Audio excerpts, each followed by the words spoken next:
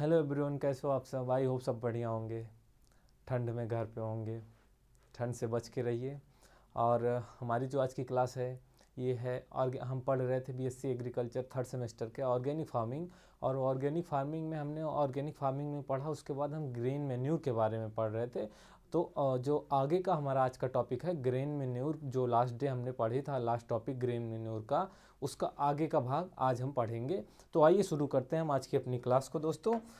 तो सबसे पहले हम देखेंगे इसमें कि हरी खाद के लिए प्रयोग होने वाली फसलें।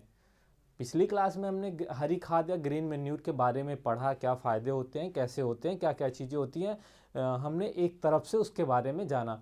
आज की जो हमारी क्लास है इसमें हम जानेंगे कि हरी खाद के लिए कौन सी फसलें प्रयोग की जाती हैं, कौन सी ऐसी फसलें होती हैं जिनका प्रयोग हरी खाद में किया जाता है। तो आइए शुरू करते हैं। Crop used as green manure, हरी खाद के लिए प्रयोग होने वाली फसलें। Crops use as green manure कौन कौन सी है, क्या क्या है? हरी खाद के लिए दलहनी एवं गैर दलहनी फसलों का प्रयोग किया जाता है। हरी खाद के लिए कौन कौन सी फसलों का प्रयोग किया जाता है? तो हरी खाद के लिए दलहनी और अदलहनी दोनों तरह की फसलों का उपयोग किया जाता है। लेकिन हमारे देश में जो है भारत देश की बात करें तो वो सब सामान्यतः हरी खाद बनाने के लिए दलहनी फसलें उगाई जाती है। कौन सी? दलहनी फसलें, क्योंकि दलहनी फसलें जो होती हैं ये हरी खाद के लिए ज़्यादा हमारे देश में ज़्यादा उपयुक्त तो मानी जाती हैं। और ये जो दलहनी फसलें होती हैं इनसे नाइट्रोजन का फिक्सेशन भी अच्छी मात्रा में होता है। इन फसलों में जड़ ग्रंथियां पाई जाती हैं। जो दलहनी फसलें होती हैं जिनको हम अधिक मात्रा में या फिर हमारे देश में अधिक मात्रा में हरी खाद के लिए उपयोग किया जाता है दलहनी फसलों का। तो क्यों किया जाता है? क्योंकि ये नाइट्रोजन का फिक्सेशन अधिक करती हैं, क्योंकि इनकी जो जड़ें होती हैं उसमें जड़ ग्रंथियां पाई जाती हैं जिससे वायुमंडलीय नाइट्रोजन का स्थिरीकरण होता है, जिसे हमने अभी कहा कि नाइट्रोजन का फिक्सेशन होता है या फिर नाइट्रोजन का स्थिरीकरण करने वाले जीवाणु पाए जाते हैं जिसे राइजोबियम कहा जाता है, जिसे मिट्टी में नाइट्रोजन की आपूर्ति करते हैं, जबकि दलहनी फसलों में यह क्षमता नहीं होती है। पहले हम समझेंगे कि हरी खाद के लिए प्रयोग होने वाली कौन कौन सी फसलें हैं। तो हरी खाद के लिए प्रयोग होने वाली दो तरह की फसलें हैं, एक दलहनी और दूसरी अदलहनी। और हम अपने भारत देश की बात करें तो भारत देश में सबसे ज़्यादा दलहनी फसलों का उपयोग किया जाता है हरी खाद के लिए। और क्यों किया जाता है? क्योंकि जो ये हरी खाद होती है ये नाइट्रोजन का फिक्सेशन या फिर नाइट्रोजन का स्थिरीकरण करती हैं। इनकी जो जड़ें होती हैं इनकी जड़ों में गांठें पाई जाती हैं, वो गांठें जो है राइजोबियम। तो इसकी वजह से ये राइजोबियम ये नाइट्रोजन की वातावरणीय नाइट्रोजन का स्थिरीकरण करते हैं, जबकि जो अदलहनी फसलें होती हैं उनमें ऐसा कोई गुण नहीं होता है। इसलिए ग्रीन या फिर हरी खाद के लिए दलहनी फसलों का यूज किया जाता है। आगे बात करें कौन कौन सी दलहनी फसलें हैं, कौन कौन सी हैं, उनका क्या क्या नाम है। तो सबसे पहले सनई हम लेते हैं। सनई, ढैंचा, उर्द, मूंग, ग्वार हो गया, लोबिया हो गया, बरसीम हो गया, आदि जो कुछ मुख्य फसलें हैं जिनका प्रयोग हरी खाद बनाने के लिए या बनाने में होता है। सबसे ज़्यादा मुख्य रूप से सनई एवं ढैंचा की फसल का उपयोग किया जाता है हरी खाद के लिए। हरी खाद के लिए मुख्य रूप से सनई एवं ढैंचा फसल का प्रयोग हरी खाद के लिए मुख्य रूप से किया जाता है। हरी खाद के लिए दलहनी अथवा अदलहनी फसलों का प्रयोग करते हैं। और ये कौन कौन सी फसलें होती हैं? हमने अभी बात करी दलहनी फसलों में सारी फसलों को हमने देखा कि सनई, ढैंचा, मूंग, लोबिया, ग्वार और बरसीम, ये सारी जो फसलें होती हैं ये दलहनी फसलों में आती हैं। अब आइए हम चर्चा करते हैं दलहनी और अदलहनी फसलें कौन कौन सी हैं। तो मुख्य फसलें जो हैं खरीफ की फसलें। अभी जैसा कि हम जानते हैं ऋतुएं तीन होती हैं, रबी, खरीफ, जायद, जिसमें फसलें उगाई जाती हैं। तो सबसे पहले हम खरीफ की फसलों पे चर्चा करते हैं, खरीफ क्रॉप्स पे, कि खरीफ की फसल में खरीफ ऋतु में कौन कौन सी फसलें होती हैं जिनका उपयोग हम हरी खाद के रूप में भी कर सकते हैं। तो उसके बाद हम दलहनी फसलों की बात करें। पहला जो है लेग्यूम क्रॉप्स या फिर दलहनी फसलें। हरी खाद के लिए खरीफ में बोई जाने वाली मुख्य फसलें निम्नलिखित हैं। खरीफ के मौसम में, खरीफ सीजन में दलहनी फसलें जो हैं हरी खाद के लिए कुछ दलहनी फसलें बोई जाती हैं, वो निम्नवत हैं। जैसे कि सबसे पहला हो गया सनई। हम सनई पे चर्चा करेंगे। तो सनई जो है, सनई दलहनी कुल की फसल होने के कारण इसकी जड़ों पर उपस्थित जड़ ग्रंथियों में वातावरणीय नाइट्रोजन को राइजोबियम जीवाणु की सहायता से स्थिरीकरण करने की क्षमता होती है। जो सबसे पहले देखें तो खरीफ क्रॉप में ग्रीन या फिर हरी खाद वाली फसलें सनई, और ये जो सनई होती है ये दलहनी कुल की फसल होती है, और इनमें जो है इनकी जड़ ग्रंथियों में वातावरणीय नाइट्रोजन, जो वायुमंडलीय नाइट्रोजन होता है, वातावरणीय नाइट्रोजन होता है, इनका स्थिरीकरण करने के लिए इनकी जड़ ग्रंथियों में क्या पाया जाता है, राइजोबियम जीवाणु पाया जाता है। राइजोबियम जीवाणु होता है जिसकी सहायता से ये ऑक्सीजन का या नाइट्रोजन का, जिसकी सहायता से ये नाइट्रोजन का स्थिरीकरण करने में इनको क्षमता प्रदान होती है, जिस सहायता से नाइट्रोजन को स्थिर करने का क्षमता प्राप्त होती है। आगे देखें कौन सी है, तो इसी क्षमता के कारण यह मृदा में नाइट्रोजन प्रदान करती है। क्या करती है, ये जो राइजोबियम जीवाणु की क्षमता होती है, इसी के कारण ये मृदा में नाइट्रोजन को प्रदान करती है, और जिससे मिट्टी की उर्वरता बढ़ती है। क्या होता है, मिट्टी की जब हरी खाद का उपयोग करेंगे उसके द्वारा जब नाइट्रोजन का फिक्सेशन होता है तो मिट्टी में क्या होती है, मिट्टी की उर्वरता बढ़ती है और फसल तेजी से फसल की बढ़ावट तेजी होती है तथा कम समय में अधिक हरा पदार्थ उत्पादित करने की क्षमता रखती है। क्या करती है, कम समय में अधिक, जो सनई का जो पौधा होता है, जो उसके जो शाखाएं होती हैं, उसके भाग होते हैं, वो तेजी से ग्रो करते हैं, जल्दी से तैयार होते हैं। हरे पदार्थ में अनेक पोषक तत्व भी पाए जाते हैं। जो हरे पदार्थ होते हैं उसमें कई प्रकार के पोषक तत्व पाए जाते हैं, जिसे मृदा में मिलाकर या मिट्टी में मिलाकर सड़ा देने से हरी खाद बन जाती है, जो मिट्टी की उर्वरता शक्ति को बढ़ाने के साथ साथ मिट्टी की संरचना को तथा मिट्टी में वायु धारण क्षमता को, मिट्टी में पोषक तत्वों को अवशोषित करने की धारित करने या अवशोषित करने की क्षमता को, और जीवाणुओं की संख्या में वृद्धि, और साथ ही साथ जल धारण क्षमता आदि को बढ़ाने में मदद करती है, और मृदा को क्षरण से बचाने तथा मिट्टी में कार्बनिक पदार्थों की भी वृद्धि करता है। क्या करता है, मिट्टी को क्षरण से तथा उनमें कार्बनिक पदार्थों को बढ़ाने में भी मदद करता है। और जो इसकी जड़ें होती हैं, इसकी जड़ें गहरे होने के साथ साथ जो सनई होती है इसकी जड़ें जो गहराई तक होती हैं, तो इसकी जड़ें जो गहरी होती हैं निचली सतह में उपस्थित पोषक तत्वों को खींचती हैं। क्या करती हैं, जैसे कि जो जड़ें होती हैं इसकी जड़ें नीचे जाती हैं, अधो सतह में नीचे तक जाती हैं, तो यहाँ से भी पोषक तत्वों को खींच के सतह पे लाती हैं, पोषक तत्वों को अवशोषित करके ऊपरी सतह पर लाने का कार्य भी करती हैं।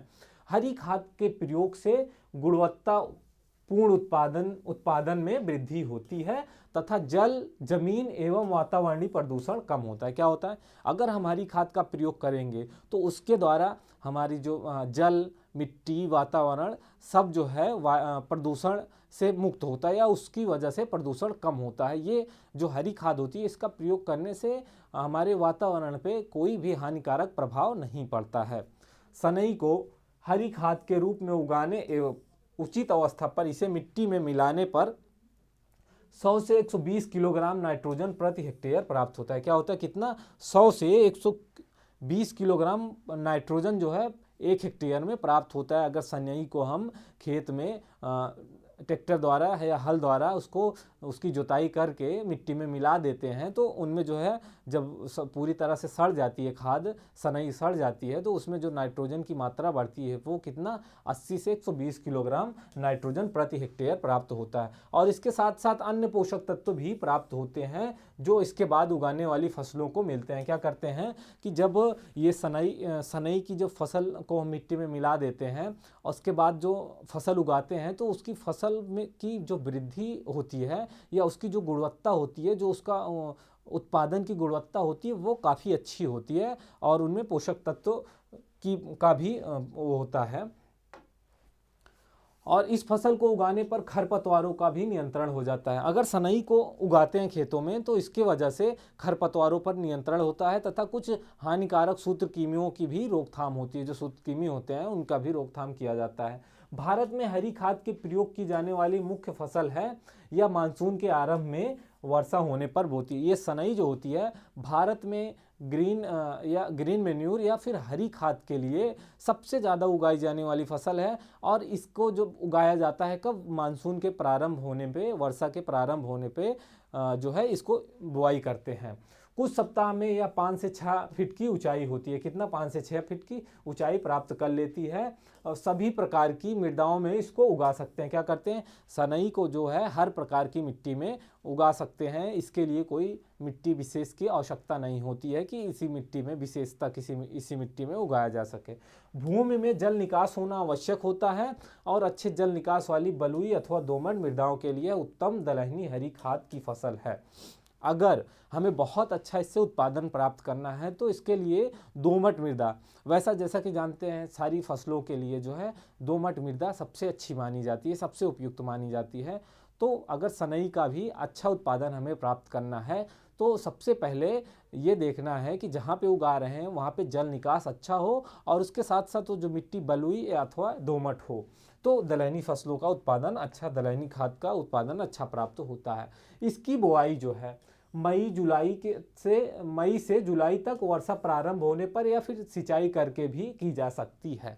इसकी जो बुआई होती है मुख्यतः जो है जुलाई से शुरू होती है, मई से शुरू होती है जुलाई तक, यानी कि वर्षा के प्रारंभ होने तक, और सिंचाई करके भी इसको उगाया जा सकता है। 1 हेक्टेयर में 80 से 90 किलोग्राम बीज बोया जाता है। अगर बात करें कि सनई को अगर हमें 1 हेक्टेयर में बोना है तो उसके लिए कितने बीज की आवश्यकता होगी, तो सनई को 1 हेक्टेयर में बोने के लिए कम से कम 80 से 90 किलोग्राम बीज की आवश्यकता होती है।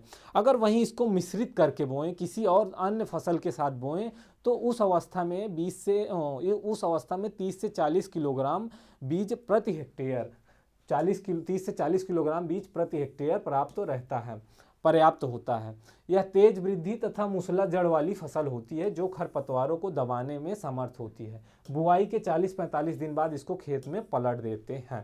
कितना, बुआई के 40-45 दिन बाद कैसे पलट देते हैं, जब इसको बोते हैं, बोने के 40-45 दिन बाद ये फसल तैयार हो जाती है। इसमें इसके जो पौधे होते हैं, तने होते हैं, उसमें वृद्धि हो जाती है, वो बड़े बड़े हो जाते हैं। तो उस अवस्था में जब 40-45 दिन 50 दिन हो जाए तो फिर मिट्टी पलट वाले हल से इसकी जुताई कर देनी चाहिए या फिर रोटावेटर से इसकी जुताई कर देनी चाहिए, ताकि ये मिट्टी में मिल जाए अच्छी तरह और मिट्टी में सड़ जाए, ताकि जो हमारी फसल, अगली फसल जिसको हम उगाने वाले होते हैं, उसके लिए, उसके वृद्धि, उसके उत्पादन में ये सहायता प्रदान कर सके।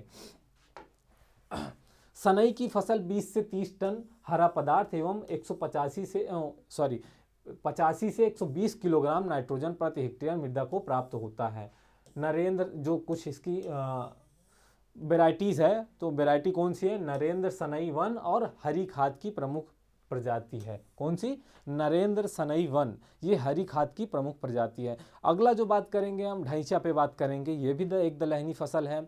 तो ढैंचा को भी भारत में बहुत अधिक दलहनी फसल यानी कि हरी खाद के रूप में उपयोग किया जाता है या बोया जाता है। तो भारत में हरी खाद के लिए सनई के बाद इस फसल को उगाने का स्थान है, यानी दूसरा स्थान है। सबसे ज़्यादा जो है सनई की खेती की जाती है भारत में हरी खाद के लिए, और जो दूसरा होता है वो होता है ढैंचा। ढैंचा को उगाने का स्थान जो भारत में दूसरा है। यह सभी प्रकार की मृदाओं तथा जलवायु की प्रतिकूल अवस्थाओं में उगा सकते हैं इसको, और यह सूखी, जलमंगता तथा क्षारीय भूमियों में पैदा की जा सकती है। यह किस प्रकार की भूमियों में, अगर ढैंचा की बात करें तो ढैंचा जो है उन क्षेत्रों में उगाया जाता है जहाँ पे सूखा भी हो या फिर जलमंगनता हो या फिर क्षारीय किस्म की मिट्टी हो, तो वहाँ पे भी, उन भूमियों में भी इसको उगाया जा सकता है। बीजों के अंकुरण पर नमी मिलना आवश्यक होता है। क्या होता है, जब इसको बोते हैं या जब ढैंचा की बुआई करते हैं तो उस टाइम जो बीजों का अंकुरण होता है, बीजों को अंकुरण करने के लिए नमी आवश्यक होती है, क्योंकि नमी की आवश्यकता होती है बीजों को अंकुरित होने के लिए। और बाद में फिर यह जो है नमी की कमी में भी बढ़ावर कर लेता है। क्या कर लेता है, अगर जब इसको थोड़ी सी नमी की आवश्यकता उस टाइम पे होती है जब इसको अंकुरित होना होता है, उसके बाद यह नमी की कमी में भी अपना ग्रोथ कर लेता है, बढ़ जाता है। ढैंचा एक दलहनी फसल है। कौन सा, यहाँ पे ढैंचा होना चाहिए।